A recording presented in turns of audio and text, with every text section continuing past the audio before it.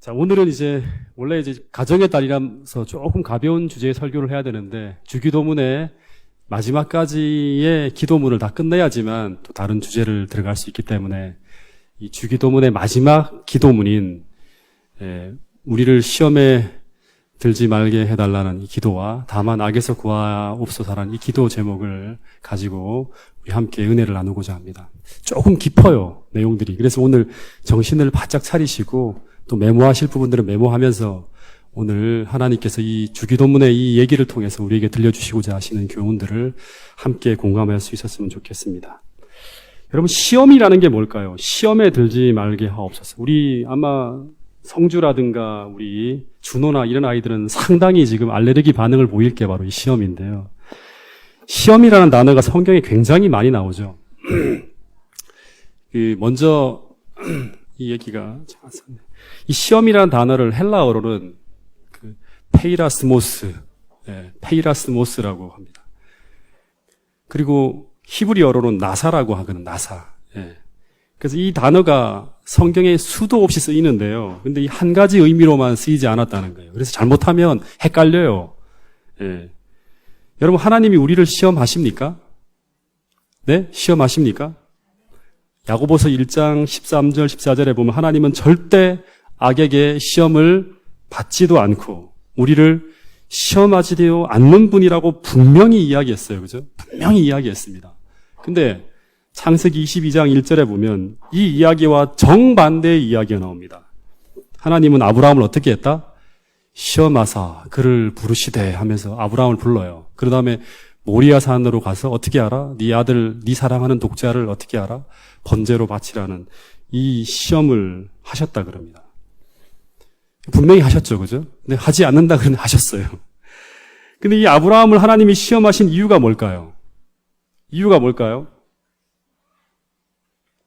테스트입니다, 테스트. 말 그대로 시험이에요. 그러니까 뭘 테스트하냐 그러면 이 시험을 통해서 아브라함의 마음속에 있는 것을, 그러니까 그 믿음이라든가 하나님을 사랑하는 마음을 행동을 통해서 드러내도록 테스트하신 거예요. 근데 이런 시험이 여러 개 등장합니다. 제가 성경을 연구해 보면 지난번 민수기 보면 가데스 바니아에서, 그죠? 그리고 만나를 통해서 하나님이 계속 이스라엘 백성들과 오늘 우리들을 일상의 삶을 통해 계속 시험하는 거예요. 그리고 특별히 하나님께서 기드온과 300명을 3만 명 가까운 군대가 왔을 때 이 3만 명 중에서 진짜 하나님과 함께 동역해서 이 전쟁을 치러야 될 사람들 300을 추려낼 때 어떻게 했죠? 물을 어떻게 먹는가 하는 걸 통해서 병사들의 믿음과 품성을 시험했어요. 자, 한번 읽어보겠습니다. 사사기 7장 4절 시작.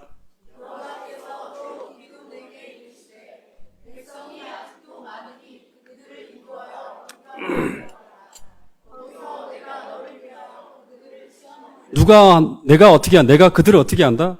그 물 먹는 태도 하나하나, 일상의 사소한 일과 하나하나를 통해서 하나님께서 시험한다는 거예요. 그래서 내가 누구를 가리켜 이르기를 이 사람은 너와 함께 갈 사람이다 하면 그 사람은 여호와의 군대로 데려가고 이 사람은 아니라 하면 함께 가지 말라는 거예요. 그래서 이 시험을 통해서 하나님은 분위기를 따라서 몰려온 수많은 편승 대중 중에서 그 속에 진짜 하나님을 신뢰하는 믿음이 있는 사람을 추려낸 거예요. 테스트를 통해서 추려낸 거예요.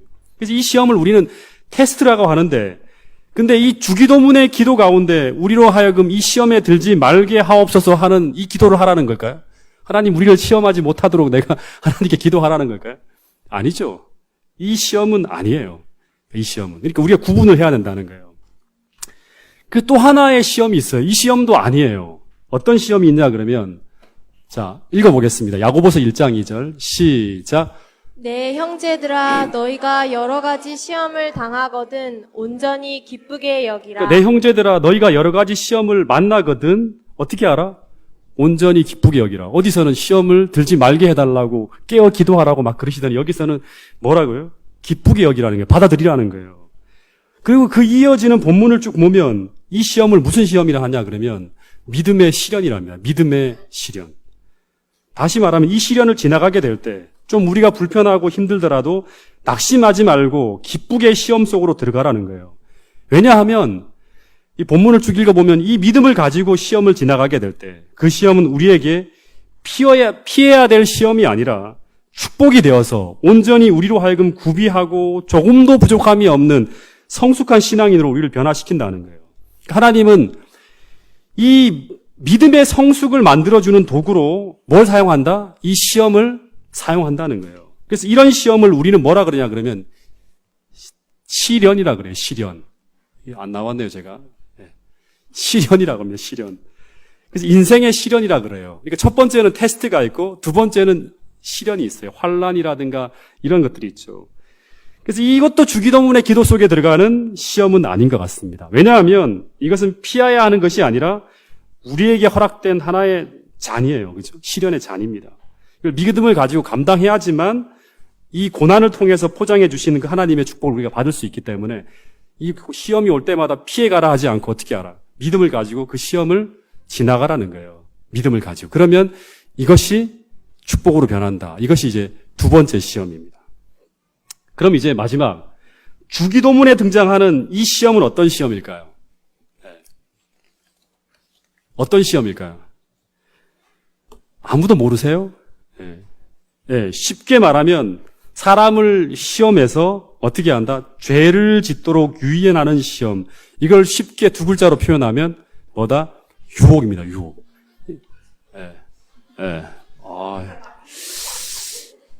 참 음악이 아주 이게 바로 이제 유혹입니다. 이런 쪽으로 귀를 기울이지 마십시오. 그래서 이 시험을 영어로 하면 첫 번째는 테스트가 있고요. 두 번째는 시련을 트라이얼이라 합니다. 세 번째 이 유혹을 뭐라 한다? 템테이션이라 그래요.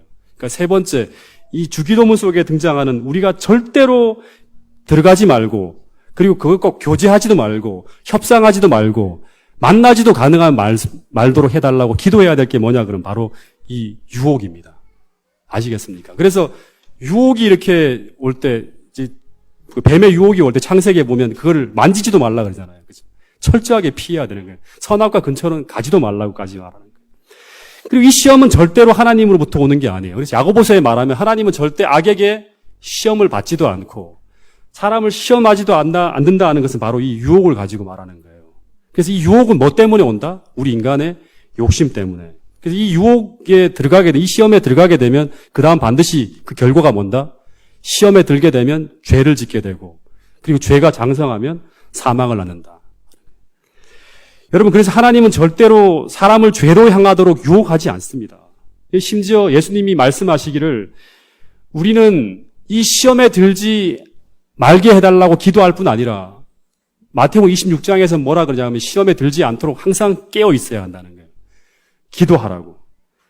이 말씀도 다 뭐냐 그러면 사단으로부터 오는 이 유혹을 두고 하는 말이에요. 그래서 이 시험이 어디에서 오고 대부분 신앙이 이렇게 실패하고요. 그 다음에 성숙하지 못하고 대부분 우리가 이 죄의 어떤 그런 범죄에서 벗어나지 못하는 그러한 그리스도인으로 살아가는 대부분의 이유는 이 시험에 대해서 우리가 제대로 알지 못하고 시험을 어떻게 우리가 대비해야 되는지 모르기 때문에 그래요. 항상 무너지는 거예요. 유혹만 왔다 그러면 넘어지는 거예요. 항상. 그래서 오늘 이 시험이 어디서 오고 우리는 어떻게 이 시험을 물리칠 수 있는지 그 교과서와 같은 내용이 담겨 있는 이야기를 이제 오늘 공부할 겁니다. 첫 번째 창세기 3장에 인류에게 처음으로 들어온 이 사단의 시험을 처음에 한번 볼 거고요. 그리고 또 하나는 뭘까요? 예수님의 광야에서 당한 세 가지 시험에 대한 이야기가 바로 이 시험에 대한 교과서예요. 그 배후를 다 보여주는 거예요. 배후를. 그래서 이 두 이야기를 중심으로 해서 이제 가능하면 제가 몇 주간 이 시험에 대해서 확실하게 한번 공부해 보려고 생각을 하고 있습니다. 또 하나님이 뭐 그만해라 그러면 또 그만하겠습니다. 자, 이 시험에 대한 내용이 예수님에 대한 시험의 내용이 마태복음 4장에 나오고 누가복음 4장에 나오고 또 하나가 마가복음 1장에 실려 있습니다. 근데 그 복음서의 내용을 쭉 읽어보면 예수님이 침례를 받으신 후에 이제 공생애 시작하죠. 그럼 곧바로 대중 속으로 들어가서 성령에 충만했거든요. 곧바로 대중 속에 들어가서 막 복음을 전하면서 공생애를 시작하지 않고 갑자기 예수님이 어디로 가냐 그러면 광야로 가셨어요. 근데 그 이유는 바로 뭐냐 그러면 자기가 걸어가야 될 그 피 묻은 십자가의 길을 묵상하면서 그걸 감당할 능력을 구하기 위해서 뭐에 이끌려? 성령에 이끌려서 이게 왜 엉뚱한 게 다 떴네요. 예. 저장이 안 됐는가 봐요. 예. 성령에 이끌려서 광야로 기도하러 가셨다고 이야기합니다. 그래서 이 마태복음 4장 1절에 보면 그때 예수께서 성령에 이끌려 마귀에게 시험을 받으러 광야로 가셨다 하고 그럽니다. 그러니까 성령에 이끌려서 갔기 때문에 반드시 돌아올 때도 어떻게 해야 돼요? 어떤 답을 받으시고 성령에 이끌려 돌아와야 돼요. 성령에 이끌려서. 근데 예수님이 이제 홀로 금식하면서 기도하실 때 그 기도 시간이 점점 길어집니다. 거의 40일이 다 되어 가는데도 심신이 극도로 약해지면서 광야에서 물 한 모금 못 마시고요. 40일 동안 금식하며 기도하는 거예요. 그 배고픔의 고통이 거의 극에 달해 있는데도 불구하고 이 기도를 끝내고 이제 돌아가라는 어떤 응답도 들려오지 않는 거예요. 예. 내가 너를 함께 하겠다. 어떤 메시지도 없는 거예요. 성령에 이끌려 갔는데. 예. 우리라면 어떻게 할까요? 보통 이거 답이 없네 하고 돌아가야겠다 고 돌아갈 테지만 예수님은 철저하게 하나님의 뜻 가운데 사셨기 때문에 성령이 이끌지 않으면 예수님은 아무것도 하지 않았어요. 그 자리에서 계속 머무는 거예요. 거의 죽기 직전까지. 그래 어떤 응답도 돌아오지 않는데 예수님이 이때 하늘로부터 어떤 메시지, 기도의 응답을 간절히 갈망하면서 기도하고 계셨어요. 어떤 메시지가 와야 되는데 왜 안 올까? 근데 그때 어디선가 이 간절한 기도의 응답인 양 하늘로부터 한 광명한 빛을 가진 한 천사가 예수님께 쫙 날아옵니다. 그리고 이 천사가 지친 예수님께로 날아와서 하는 말이 어떻게 말했을까요? 예수야 뭐 이렇게 했을까요? 아니죠. 아주 다정하고 여러분 아주 친절한 말로 난 당신을 섬기라고 보냄을 받은 천사라고 하면서 하나님으로부터 어떤 메시지를 가지고 왔다고 이야기하는 거예요. 아주 친절하게요. 아주 친절하게. 그러면서 하는 말이 뭐냐 그러면 하나님의 아들이시여 기뻐하십시오 하면서 하나님은 이제 당신을 시험하는 그 시험과 고난을 어떻게 하기로? 끝내기로 하셨다는 것을 전하라고 그 메시지를 가지고 왔다는 거예요. 이 내용은 전부 시대의 소망이 나온 내용입니다. 그러면서 그 천사가 더하여 꺼내는 이야기가 바로 뭐냐 그러면 무슨 이야기를 꺼내죠? 아브라함의 이야기를 쫙 하는 거예요. 아브라함이 이삭을 제물로 드리는 순간 그 칼을 든 손을 막기 위해서 누가 왔어요? 한 천사가 보냄을 입은 것처럼 하나님께서는 당신께서 바친 그 인류를 위한 그 자발적 희생과 헌신의 모습을 쭉 지켜보시다가 만족히 여기시고 이제 십자가의 길을 걷지 않으셔도 인류를 구원하기로 하셨다는 거예요. 여러분 예수님의 입장에서 볼 때 이 이야기는 뭡니까?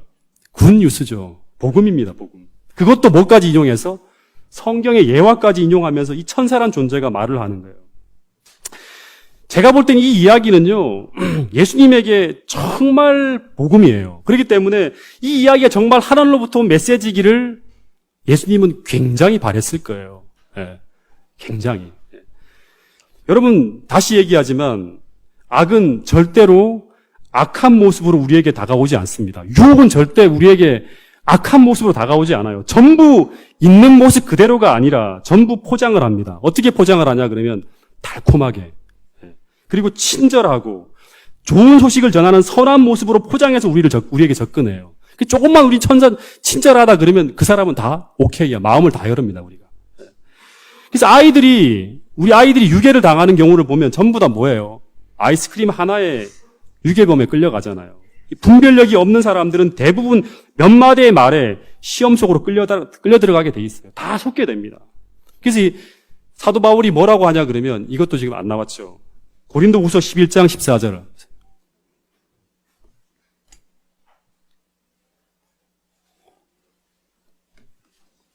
고린도후서 11장 14절에 보면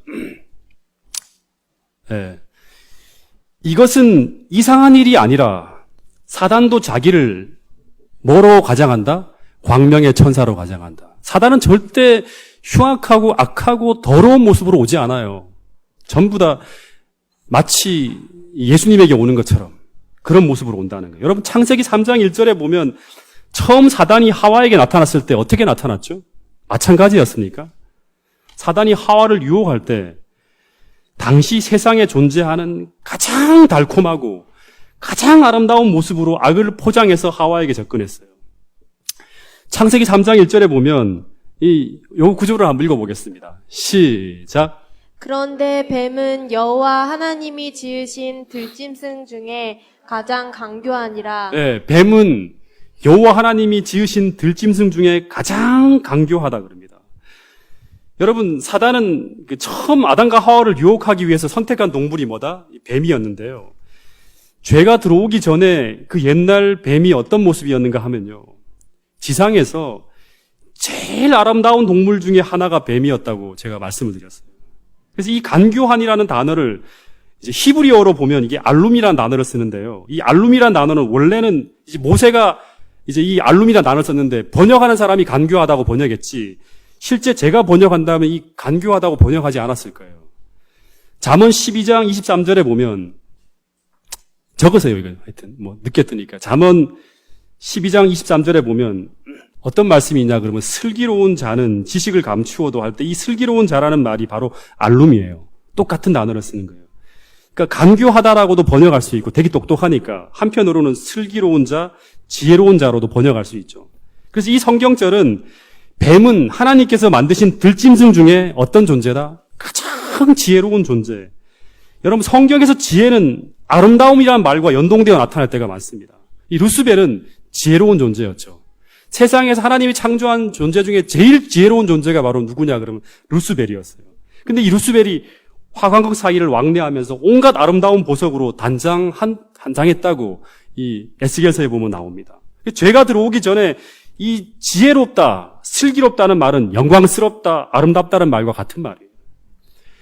그래서 이 하와가 이 뱀을 볼 때는요, 이 뱀은요, 옛날에는 날개를 달고 있었죠. 쫙 날아 올라갈 때 보면 마치 은빛, 금빛 빛으로 쫙 빛이 빛나면서 너무너무 아름다운 화려한 모습으로 존재했던 존재가 바로 이 뱀이었어요. 그래서 기록에 보면 하와는 참으로 아름다운 그 뱀이 타락한 원수의 매개물이 될 수 있으리라고는 조금도 생각하지 않았다고 합니다. 예수님도 이 천사가 조금도 지금까지는 사단이라고 생각할 수 없을 만큼 그런 모습으로 오는 거죠. 만약에 들킨다 그러면 절대 안 하죠. 이 사단이 생각할 때 예수님에게 이게 만약에 들통날 거라 생각하면 절대 시도조차 안 할 겁니다. 완전히 천사로 포장해서 아주 친절한 모습으로 완전히 자기의 모습을 싹 숨기고 들어오는 거예요.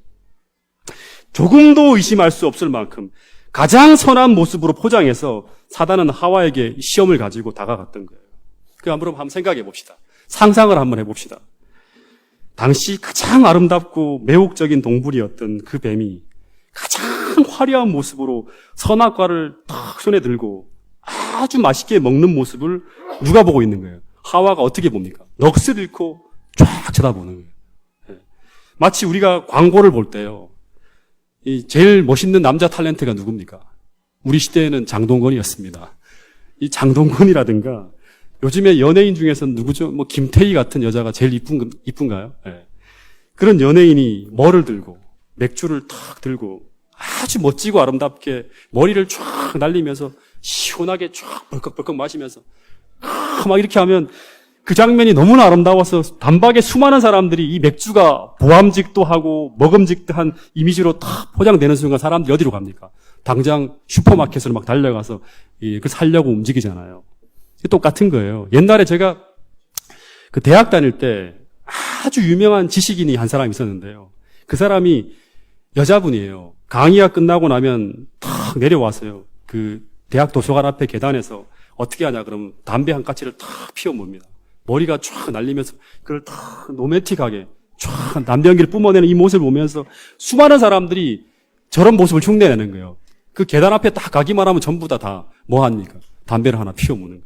아주 로맨틱하고 아름다운 이미지로 다 포장을 하는 거예요. 그 속에 들어있는 무서운 그런 어떤 건강을 해치는 것, 그 다음에 그것이 만들어내는 수많은 것들을 다 가리는 거예요. 그 이미지가. 여러분, 불륜이라든가 부도덕을 드라마나 영화를 통해서 아주 달콤하고, 그죠? 아주 멋있고, 아름다운 이야기를 다 어떻게 하는 겁니까? 다 포장을 하죠. 그 뒤에 있는 비극이라든가, 정말 엄청난 고통 이런 것들을 싹 다 가리고, 그냥 포장해서 그냥 좋은 면만을 싹 보여주는 거예요. 이게 전부 다 뭐냐 그러면 사단이 처음 인류를 유혹할 때 썼던 그 똑같은 방법이에요. 그걸 보면서 자신도 모르는 사이에 그 죄악이 달콤하게 보이기 시작하는 거예요. 여러분, 그래서 동일하게 이 하와가 이 뱀이 선악과를 먹는 모습은 원래는 어떤 모습이에요? 이거 성경을 통해서 쫙 본다 그러면 치명적인 모습이고 굉장히 위험한 거예요. 그죠? 근데 한참 동안 넋을 잃고 바라보다가 어떤 문제가 생겼는가 하면 창세기 3장 6절을 보세요. 한참 이거를 보다 보니까 어떤 문제가 생겼냐 그러면 변해버렸어요. 하와가. 여자가 그 나무를 본즉 이게 원래는 하나님께서 근처에도 가지 말고 절대 만져서는 안 된다 하고 굉장히 위험한 곳이라고 분명히 얘기를 했는데 몇 번씩이나 하와가 그 나무를 본즉 이 사단과 대화를 하고 그 나무를 쳐다보고 그 장면을 계속 쳐다보다가 갑자기 바뀌었어요. 어떻게 바뀌었습니까? 읽어보겠습니다. 시작. 여자가 그 나무를 본즉 먹음직도 하고 보암직도 하고 지혜롭게 할 만큼 탐스럽기도 한 나무인지라. 여자가 그 열매를 따먹고 자기와 함께 있는 남편에게도 주매 그도 먹은지라. 이 남편은 참 불쌍하죠. 네. 그 여자가 유혹을 당하면 남자도 함께 가는 거예요. 끌려가는 거예요. 여러분 여기 보면 여자가 본즉이란 말이 중요합니다. 아담이 본즉도 아니고 하나님께서 본즉도 아니에요. 여자가 본즉입니다.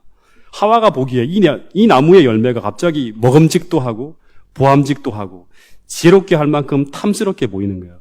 원래는 어떤 목이 먹으면 죽는다는 독이 있다는 걸 굉장히 두렵게 바라봐야 될 이 나무가 갑자기 바뀐 거예요. 여러분 이것은 객관적인 모습이 아니라 하와가 한참 동안 그 뱀과 대화를 나눈 후에요. 그 시간은 나오지 않아요, 성경에. 하지만 일정한 시간이 흐르면서 하와하고 계속 뱀하고 대화를 나눈 후에 하와의 관점에서 이 모습이 이렇게 보이게 되었다는 거예요. 분명히 하나님은 창세기 2장에서 아담과 하와에게 저 선악과는 너희들이 먹으면 반드시 죽게 된다고 한 만큼 그 위험성이 경고되어진 나무가 바로 선악을 알게 하는 이 나무였는데 근데 이 뱀과 하와가 몇 마디 대화를 주고받고 난 다음에 벌어진 상황을 보면 이 모든 위험성을 다 잊어버려요. 바라보지 못하는 거예요. 그러니까 다시 말하면 이 이성이 작동하지 못하는 거예요. 뭔가 감성에 확 끌려가고. 예. 여러분 우리가 사단의 시험에 빠지면 시험에 들지 말게 하옵소서라는 말이 바로 이거예요. 시험에 빠지면 시험에 들어가면 다시 말해서 그가 던지는 이야기를 받아들이고 대화를 나누면서 나가게 되면 다시 말해서 건전하지 못한 생각들과 암시를 물리치지 못하고 받아들이게 되면 우리 머리가 계속 그걸 곱씹으며 현재의 상황을 어떻게 하냐면 왜곡시켜버리는 거예요. 사물을 제대로 인식할 수 못할 만큼 그렇게 만들어버린다는 거예요. 누가? 이 능력 있는 존재가 그렇게 만들어버릴 수 있다는 거예요. 여러분 그래서 우리가 사단이 주는 가마력, 그 유혹 속으로 들어가면 필연적으로 이성이 흐려지게 되게 되고 그러면 그 결과가 뭐냐 그러면 죄가 죄되게 보이지 않습니다. 죄가 더럽게 보이지도 않고 죄가 두렵게 보이지도 않고 죄가 치명적이게 보이지도 않고 죄가 어떻게 보인다? 보암직도 하고 먹음직도 할 만큼 달콤하게 보이기 시작하는 거예요. 솜사탕처럼 보이기 시작하는 거예요. 여러분 그래서 주님은 우리가 날마다 시험에 들지 않을 수 있게 영적 분별력을 달라고 매일같이 깨어 기도하지 아니하면 우리는 이 유혹을 분별하여 물리치기가 상당히 어렵다는 것을 주기도문을 통해서 말하는 거예요. 지금. 예. 다시 한번 예수님의 상황으로 한번 들어가 봅시다. 예수님이 이 광야라는 말은 쉽게 생각하면 사막이에요. 40도를 오르내리는 그런 낮의 더위와 밤이면 거의 견딜 수 없을 만큼 추워지는 환경에서 40일을 물 한 방울 먹지 않고 지낸다는 건 거의 죽기 직전까지 가는 거예요. 그러니까 배고픔도 이루 말할 수 없었겠죠. 근데 매일같이 주어지던 그 예수님 하늘로부터 응답이 없어서 그대로 계속 머물러 계신 거예요. 여러분 원래 예수님이 40일 작전 기도하고 들어가셨나요? 아니죠. 그런 말이 없습니다. 40일 금식하겠다고 해서 들어간 게 아니라 답이 없기 때문에 계속 기다리는 거예요. 근데 예수님이 그렇게 음식을 갈망하고 있는 순간 하늘로부터 왔다고 하는 이 천사가 이런 말을 하는 거예요. 예수님의 얼굴을 위아래로 쭉 훑어보더니 하면서 당신이 하나님의 아들인 줄로 알고 왔는데 근데 이 예수님의 몰골이 의심이 간다고 하는 거예요.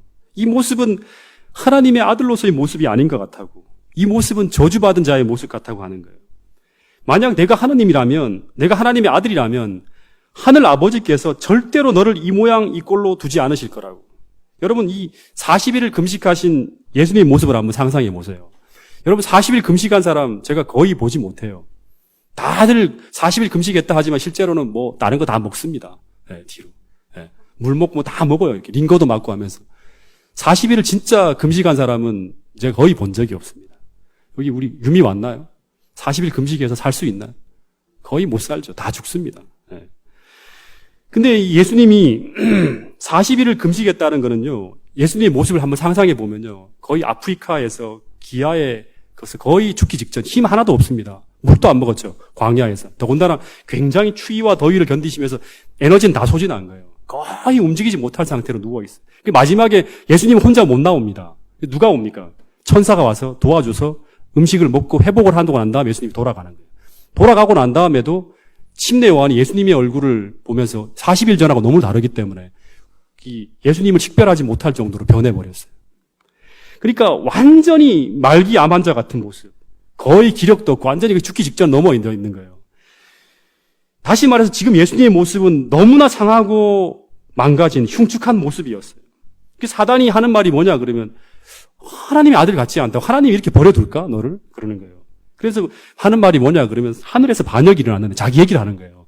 반역이 일어났는데 그 반역한 천사들 중에서 가장 강한 한 천사가 쫓겨났는데 당신의 외관을 보니까 뭐다? 하나님으로부터 버림받고 외면받은 그 타락한 천사가 혹시 당신이 아닌지 모르겠다라고 하는 거예요. 이때 예수님의 마음에서 본능적으로 어떤 마음이 들까요?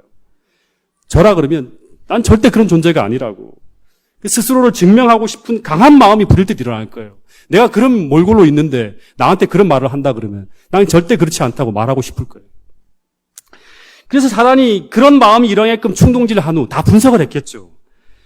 그런 다음에 예수님이 도저히 이 제안을 물리칠 수 없는 결정적인 한 방을 날리는데 그게 바로 뭔가 하면 그래서 내가 하나 확인하고 싶은 게 있다. 제대로 왔는지 번지수를 제대로 찾았는지 하나 확인하고 싶은 것이 있는데 그것은 바로 당신이 정말 하나님 아들이라면 이 능력을 한번 행사해 보라고 하는 거예요. 그것은 바로 하나님의 아드님은 누구다? 창조주 하나님이시기에 당신이 진짜 성경에 예언된 그 메시아라면 그 신성의 능력을 한번 행사함으로 당신 스스로를 이 상황에서 구원해 보라고. 왜냐 그러면 시험이 끝났기 때문에 이제 인류를 위해서 더 이상 희생할 필요가 없기 때문에 십자가를 질 필요도 없게 하기 때문에 이제 신성의 능력을 행사할 수 있다는 거예요. 그 제안한 것이 바로 뭐냐 그러면 이 돌덩이가 떡덩이가 되게 해보라는 거예요. 여러분 사단의 시험은 항상 이런 형태로 우리에게 온다는 거예요. 첫 번째는 뭐냐 그러면 가장 달콤하고 가장 아름답고 가장 선한 척 마치 우리를 도와주고 축복하려고 온 천사의 모습처럼 가장해서 다가오고 두 번째는요. 그 순간 우리에게 가장 필요한 것, 우리가 가장 갈망하는 것 그것을 제안하며 손을 내민다는 거예요. 그래서 이거를 잡는 순간 분별하지 못하고 잡는 순간 여기에 반응하는 순간 우리는 시험에 들어가게 되는 거예요. 여러분 예수님이 이 상황에서 가장 갈망하는 건 두 가지예요. 첫 번째는 성령의 능력에서 이끌려 왔지만 지금 하늘로부터 어떤 응답도 없이 40일째 광야에서 버림받은 것 같은 이 상황 속에서 내가 저주받은 존재가 아니라는 것을 증명하고 싶은 마음이 강하게 있어요. 여전히 이 상황에서도 하나님의 사랑하는 아들, 하나님이 기뻐하신 자라는 것을 계속 들어왔잖아요. 근데 지금 안 들려오는 거예요. 이걸 확인하고 싶은 마음이 있었어요. 두 번째는 예수님이 지금 4,000년간 타락하고 연약해진 그 인간의 몸으로 예수님이 왔기 때문에 너무나 배가 고파요. 이 배고픔을 해결하고 싶은 이 본능적인 갈망이 크게 일고 있었어요. 그런데 이 두 가지를 다 해결할 제안이 바로 뭐냐? 그럼 이 사단이 제안하는 제안이에요. 이 천사가 제안하는 제안이었어요. 여기에 대부분 넘어갑니다. 대부분. 덥석 잡아요, 우리는. 여러분, 우리가 에서의 이야기를 알고 있죠. 위에 잠깐 이 위통을 좀 벗겠습니다. 네.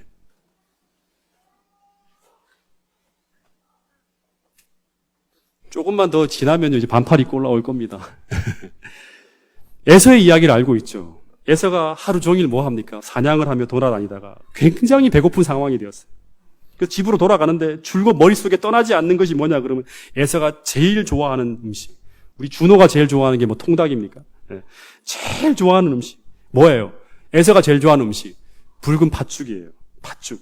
그래서 팥죽 한 그릇 먹으면 좋겠다 하면서 막 소원이 없겠다 하면서 집으로 막 들어가는데 근데 마치 여호와 이레의 하나님이 자기를 위해 축복하시는 양 누가? 동생 야곱이 저기서 마치 형을 주기 위해서 팥죽을 정성스럽게 막 끓이고 있는 거예요. 제일 맛있는 재료와 향신료와 스프를 다 집어넣고 끓이고 있는 거예요.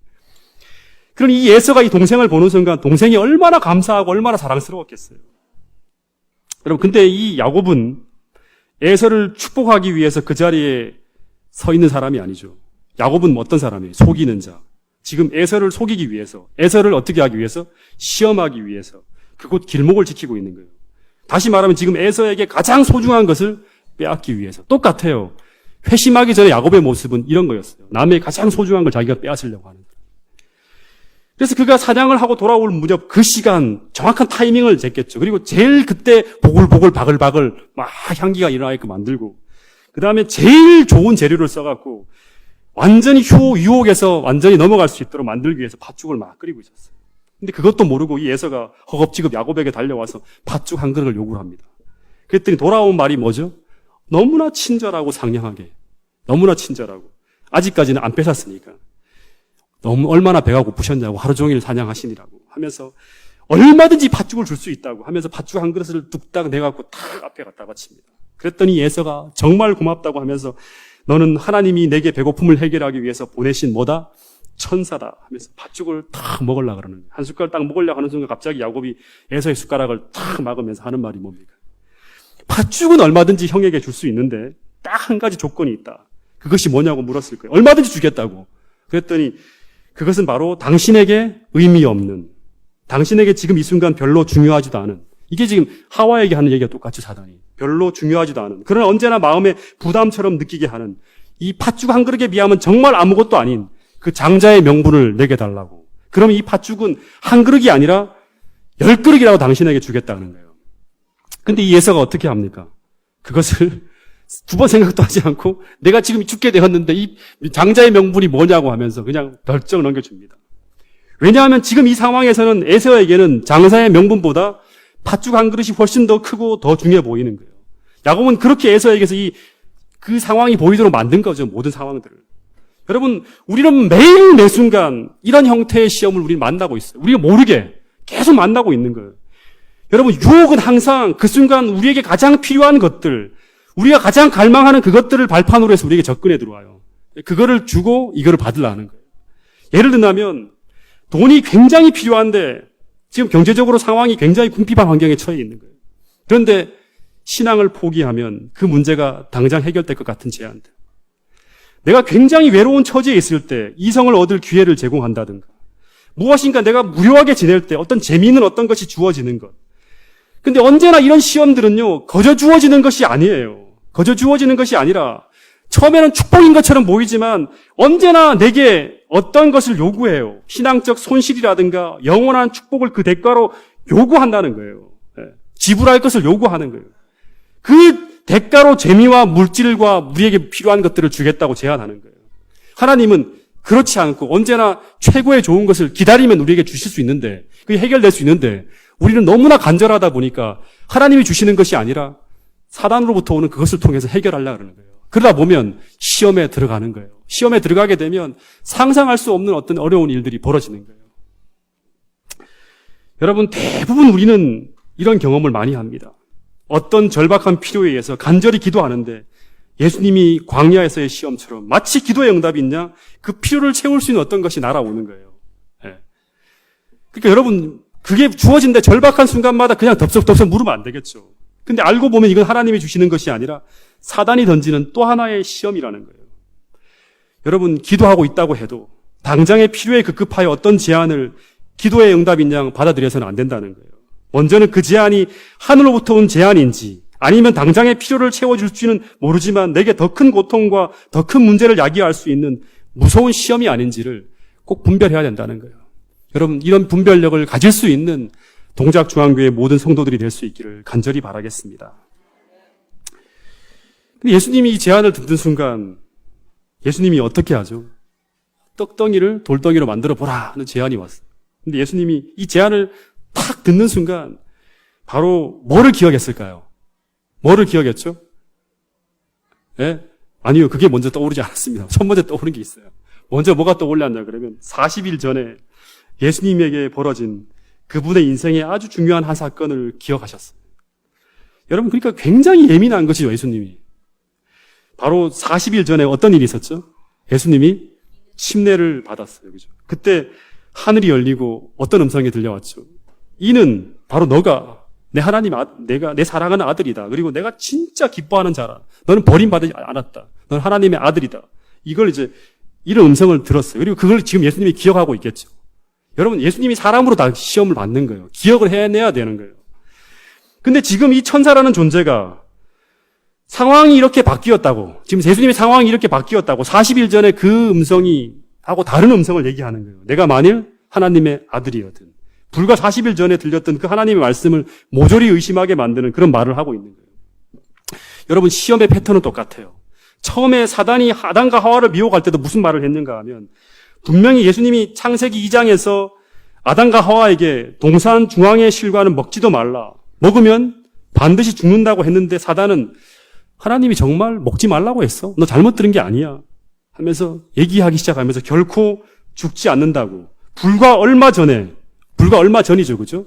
불과 얼마 전에 창세기 2장 17절에 그 말씀하신 그 하나님의 말씀을 모조리 의심하게 만드는 말을 하고 있는 거예요. 여러분, 선악의 대쟁투에서 사단이 노리는 최종적인 목표는요, 우리가 불행하게 되는 정도가 아니에요. 사단이 최종적으로 노리는 목표는 뭐냐 그러면 우리의 마음이에요, 마음. 다시 말해서 우리의 마음을 무너뜨리는 것인데 우리의 마음을 무너뜨리기 위해서 하는 최종적인 목표는 뭐냐 그럼 하나님 말씀에 대한 신뢰를 흔들어 버리는 거예요. 이것만 해낼 수 있다 그러면 그 다음은 아담과 하와를 마음대로 끌고 갈 수가 있는 거예요. 여러분, 반대로 생각하면 우리가 어떤 경우에 있어서라도 이 하나님의 말씀에 대한 신뢰만 흔들리지 않는다 그러면 우리는 절대로 시험에 들어가지 않는다는 거예요. 그래서 계속 강조되는 게 뭐냐 그럼 하나님 말씀이에요. 여러분, 사단이 동일한 방법으로 예수님을 시험하고 있었어요. 근데 여러분, 예수님이 어떻게 이걸 넘어갔죠? 이걸 다 공부를 못 할 거예요. 지금 한 5분 정도만 더 할 텐데 이어갈 거예요, 다음 주에. 이 예수님이 사단의 말에 어떻게 대응했는지를 아주 예민하게 연구를 해야 됩니다. 어떻게 대응했는지. 여러분, 예수님이 사단이 네가 만약 하나님의 아들이거든 이 돌덩이를 떡덩이로 만들라 했을 때 예수님이 이 사단의 말에 대답했습니까? 안 했습니까? 예? 대답했습니까? 안 했습니까? 했어요? 예, 대답하지 않았습니다. 이게 중요합니다. 다시 말해서 그 말에는 어떠한 반응도 하지 않았다는 거예요. 예. 반대로 하와는 반응을 했어요. 이러면서 시험에 들어가는 거예요. 협상을 하기 시작하는 거예요. 하나님이 먹지도 말고 만지지도 말라 했는데 이걸 먹지 말라 하더냐? 먹지도 말고 만지지도 말라고 하는데 했는데 이제 말을 하니까 왜 너는 다른 말을 하고 있니 하면서 막 얘기를 하니까 아니 하나님 말이지 네가 먹으면 하나님처럼 높아질까 봐 하나님이 그렇게 한 거야 하면서 계속 뭐 하는 거예요. 꼬리에 꼬리를 물고 하나님 말씀이 나오더라도 거기 답변을 하면 또 반박하고 답변하면 또 반박하고 하면서 계속 의심하는 생각이 돌아가게 만들도록 계속 만들어가는 거예요. 그러다 보면 사단이 월등히 지혜로운 존재죠. 하와는 순식간에 다 무너지는 거예요. 이렇게. 예. 여러분, 근데 예수님은 이 사단의 질문에 대답하지 않았다는 걸 중요합니다. 사단의 질문의 핵심이 뭐죠? 내가 만약 하나님의 아들이거든 그것을 증명하라는 것이 사단의 질문의 핵심이었어요. 근데 예수님은 그 사단의 시험을 받아들이지 않았다는 거예요. 다시 말하면 시험에 들어가지 않았어요. 대신 예수님이 하신 답변은 뭐냐 그러면 자신에게 대한 대답이었어요. 오늘 우리가 힘들 때마다 어떻게 하죠? 말씀을 묵상하면서 그걸 내 본능과의 싸움에서 이기려 하죠. 똑같이 참을 수 없는 배고픔의 욕구가 막 일어나는데 이걸 지금 부추기고 있는 거잖아요. 근데 이 욕구를 성경의 말씀으로 예수님은 해결하는 거예요. 다시 말해서 사람이 떡으로만 사는 것이 아니라 하나님의 입으로 나오는 모든 말씀으로 살 것이냐 하는 것은 내가 4,000년 동안 연약해진 이 육신의 본능에서 돌려오는 이 대답에 대한 대답이지 사단이 증명하라는 그 말에 대답한 게 아니에요. 내가 하나님의 아들이라는 걸 내가 이렇게 증명한다. 이 말씀을 이렇게 하는 게 아니라는 거예요. 두 번째 시험에도 마찬가지죠. 내가 만약 하나님의 아들이라면 어떻게 알아? 성전에서 뛰어내리라고 했을 때 예수님은 그 사단의 질문의 핵심에는 대답하지 않았어요. 하나님의 아들이라는 걸 증명하려 하지 않았다는 거예요. 다시 말해서 이미 하나님이 주신 충분한 증거가 있다는 거예요. 40일 전에 들려졌던 그 음성, 그리고 지금까지 살아오면서 자기가 경험했던 그 모든 것들로 충분한 거예요. 그 확신을 다시금 증명하기 위해서 어떤 일을 하려 하지 않았다는 거예요. 지금까지 주신 충분한 증거를 신뢰하면서 성경 말씀에 반하는 그 어떤 사단의 제안에도 반응하거나 협상하거나 논쟁하거나 하지 않았다는 거예요. 이게 시험에 들지 않게 되는 하나의 모습이에요. 여러분, 하나님은 우리에게 충분히 당신을 신뢰할 만한 하나님의 말씀을, 신뢰할 만한 충분한 증거들을 주셨다는 거예요. 이것을 우리는 기억해내기만 하면 되는 거예요. 사단의 암시에 대답할 필요가 없다는 거예요. 여러분, 그래서 시험이 닥칠 때, 내 마음에 이상한 생각이 몰려올 때, 사단의 뜻에 반대되는 제안이 들려올 때 우리는 그 생각을 끊어내고 우리를 불행하게 하는 그 사단의 가마력으로부터 우리를 지켜야 되는데, 이 끊임없이 들어오는 이 잡념과도 같은 이 사단의 암심을 어떻게 끊어낼 수 있는가? 유일한 도구가 하나밖에 없습니다. 우리에게 주신 유일한 도구는 하나님 말씀이에요. 여러분, 이 말씀이 우리의 마음에 들어와야 돼요. 이 하나님 말씀이 내 마음에 담기기 시작하면, 다시 말하면 그 영향력과 과마력이 내 마음을 지배하기 시작하면 사단의 생각과 영향력은 사라지는 거예요. 빛과 어둠이 공존할 수 없듯이 이 생각이 들어오게 되면 이 생각이 우리를 지배하는 거고요. 이 생각이 들어오게 되면 이 생각이 사라지는 거예요. 하나님의 영향력과 하나님의 이 말씀이 우리에게 들어와야지만, 그렇게 우리가 사물을 바라보고 세상을 바라봐야지만 우리는 바른 판단을 할 수 있는 거예요. 여러분, 시험이 닥칠 때 내 마음에 하나님에 대한 성경적이지 않은 이상한 생각이 밀려오고 불안하고 염려가 되고 두려워한 생각이 끝없이 우리에게 몰려올 때 그 생각을 끊어내고 우리에게 평안과 안식을 줄 수 있는 유일한 도구가 하나님 말씀이라는 사실을 잊지 않게 되기를 간절히 바라겠습니다. 말씀이 내 안에 들어오기 시작하면, 다시 말해서 하나님 말씀이 내 마음에 담기기 시작하면 사단의 생각은 사라지는 거예요. 생각하지 말아야지 할 필요가 없는 거예요. 들어와야 됩니다. 그리고 그게 성령의 능력으로 활동하기 시작해야 돼요. 아시겠습니까? 멍하니 들려오는 이런 피동적인 지식이 아니라 의지를 가지고 하나님께 구하면서 말씀을 연구할 때 그 사상들이 우리 마음속에 담기기 시작하면 우리는 사물을 바로 볼 수가 있는 거예요. 미혹된 생각으로 보는 게 아니라 죄가 죄되게 보이고 의가 의되게 보이기 시작하는 거예요. 제가 처음에 이 동작중앙교회 왔을 때요, 첫 여름에 이 시기부터 정말 힘들었던 게 뭔지 아십니까? 제가 사택에 머물며 정말 힘들었던 게 있습니다. 바퀴벌레. 바퀴벌레도 힘들었지만 바퀴벌레 정도는 아무것도 아니죠. 정말 힘들었던 게 뭐냐 그러면 더위도 아니고요. 어떤 다른 것도 아니고 제일 힘든 게 뭐였을까요? 바로 모기와의 전쟁이었습니다. 모기와의 전쟁. 밭이 바로 옆에 있으니까 밤에 자다 보면 얼마나 많은 모기떼들이 덤벼드는지 새벽에 깨어나서 손바닥으로 책으로 막 모기를 잡아요. 그러면 퍽퍽퍽 하고 막 모기들이 피가 터지기 시작하면 전부 다 뭐예요? 제 몸에서 나온 피들이. 그래서 그 새벽에 나서 모기를 다 잡습니다. 다 잡고 이제 문을 닫고 자요. 근데 또 몰립니다. 이 모기가 아무리 죽이고 또 죽여도 안 되는 거예요. 나중에는 이제 자기 전에 에프킬러를 사가지고 쫙쫙 다 방마다 다 뿌립니다. 그리고 자다 보면, 나중에 한참 자다 보면 옛날에는 이 성주와 다인이가 우리 방으로 다 몰려와요. 아빠, 엄마 방으로 들어오면 안 물릴 줄 알고 막 오는 거예요. 근데 또 물리는 거죠. 하여간 끝도 없는 거예요. 아무리 때려잡고 약을 쳐도 이 모기가 안 사라지는 거예요. 그래서 생각해야 되는 게 뭔지 아십니까?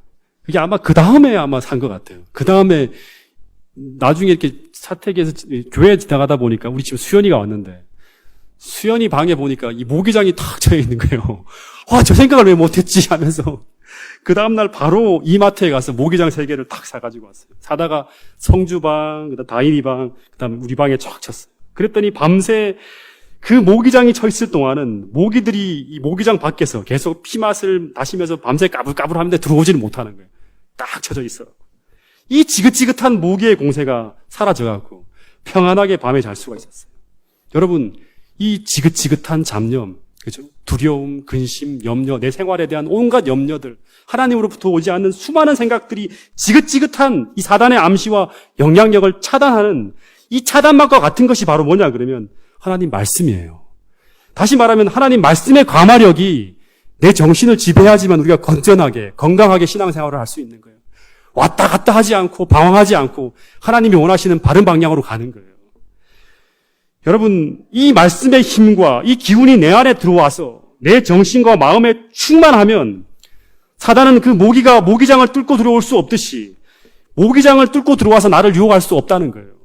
여러분, 시대의 소망에 보면 사단이 마치 무시무시한 능력을 총동원해서 그 예수님을 포위하고 그분을 쓰러뜨리려 했는데 예수님은 한 무력한 인간으로, 신성이 아니에요. 한 무력한 인간으로서 그 어떤 능력도 사용하지 않은 채 사단을 상대했어요.